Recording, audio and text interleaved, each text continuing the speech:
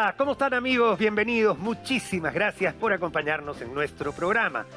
Tenemos un programa muy especial, con información variada para usted y para toda su familia. Espero lo aproveche. Nosotros se lo brindamos a usted. Muchísimas gracias. Seguimos con nuestro programa.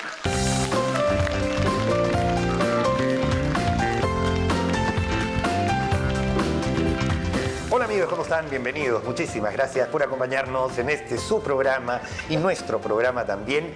Hoy día en la Clínica La Belleza, encargado el doctor César Calderón, cirujano plástico, acogiéndonos de una manera muy especial en su centro de atención para sus pacientes. Bienvenido, César, a nuestro programa y muchas gracias por recibirnos en tu casa. No, gracias por venir, Tommy. Esta es tu casa.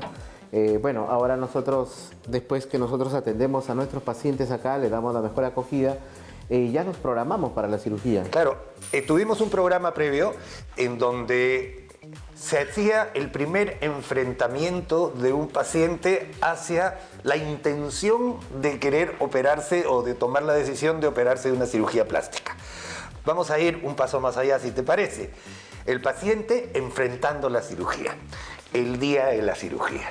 Uno ya le ha dado todas las indicaciones, hay un riesgo quirúrgico. Coméntanos un poquito cómo es ese devenir del paciente que llega a un consultorio o a una clínica de cirugía plástica para operarse. Bueno, a decir verdad, más o menos nosotros después que hacemos las consultas, aproximadamente del 65 al 70% de los pacientes que después que hicieron la consulta virtual y o presencial toman la decisión de operarse. O sea, hay bastante expectativa, gracias a Dios, gracias a las redes también sociales que nosotros presentamos nuestros casos, casi del 60 al 70% de los pacientes que pasaron consulta llegan a operarse, ¿no? Ya tienen claro que se van a operar.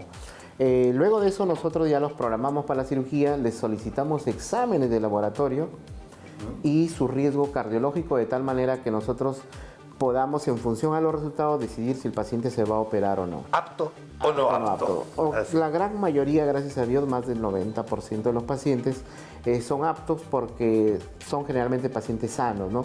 No tienen patologías previas o si las tienen controladas de tal manera que nosotros hacemos un screening primero por parte de un médico general, posteriormente yo hago una revisión y finalmente el anestesiólogo hace la revisión de los exámenes de laboratorio.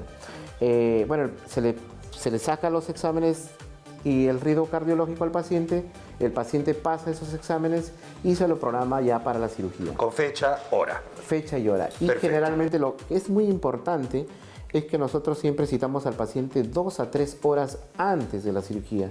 O sea, a veces algunos pacientes se confunden de que los citamos para las 10 de la mañana o 8 de la mañana, pero lamentablemente es la hora de que llegan.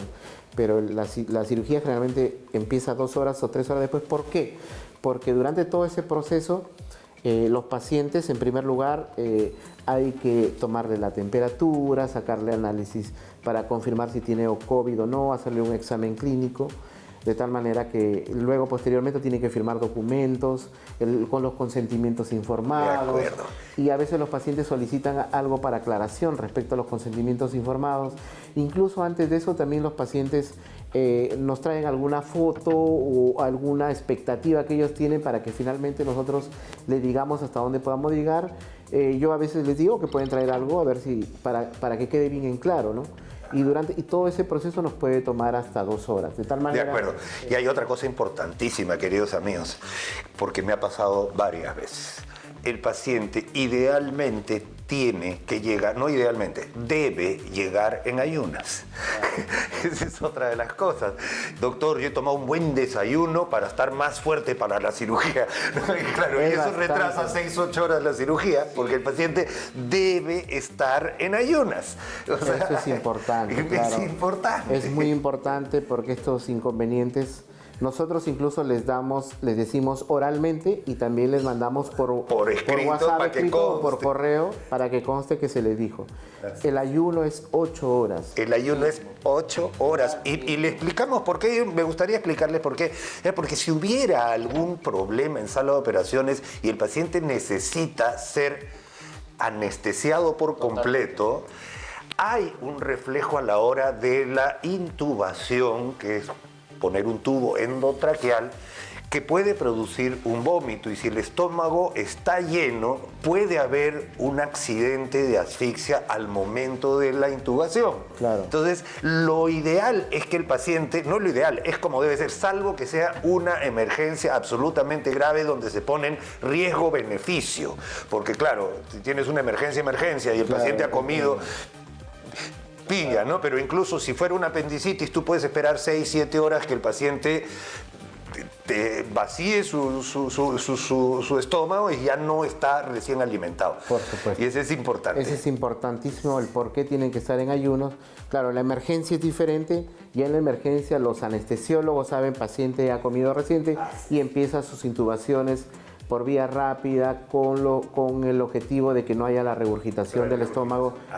Eso es un tema anestesiológico. Bueno, eso no ocurre con nosotros porque nosotros es una cirugía electiva. Y generalmente con local además, ¿no? Generalmente sedación más local. En el caso mío, yo particularmente hago las rinoplastías o las otoplastías, la cirugía de párpados con sedación y o local.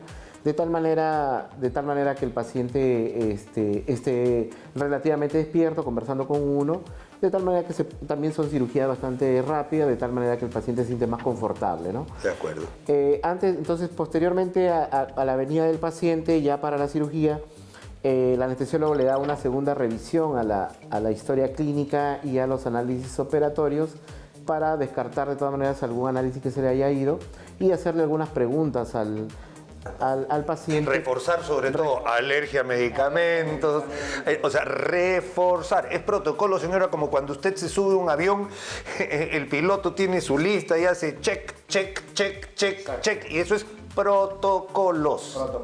Así es. De tal manera que evitarnos cualquier tipo de riesgos. Y ya posteriormente a eso, nosotros también ya conversamos rápidamente con el paciente, marcamos. En la marcación, muchos colegas no marcan. Yo lo utilizo más la marcación en el sentido de que el paciente durante la marcación me dice sus últimos requerimientos. Me dice, doctor, no se vaya a olvidar.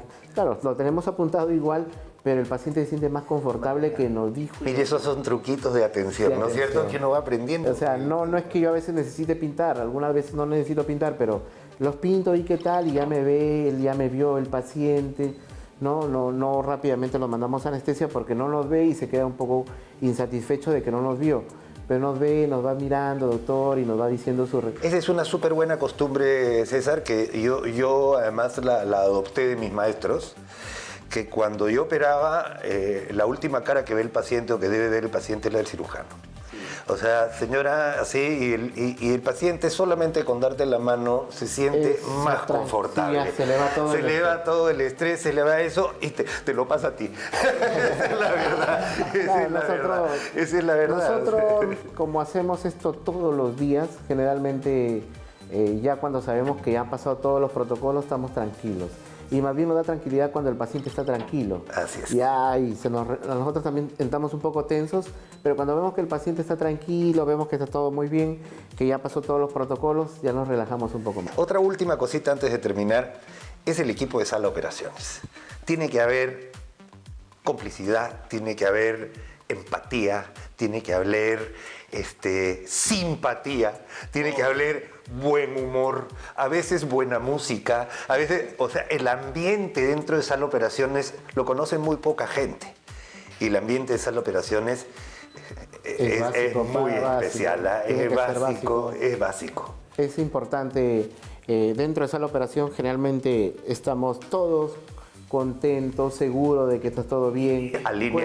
Puede haber una música de fondo. Ajá. Que incluso hasta los pacientes nos piden una música especial, se la ponemos igual. La música no va a complicar, no es que nos distraigamos por la música, es al contrario, estamos concentrados. La música es una parte muy secundaria, pero que puede haber como fondo.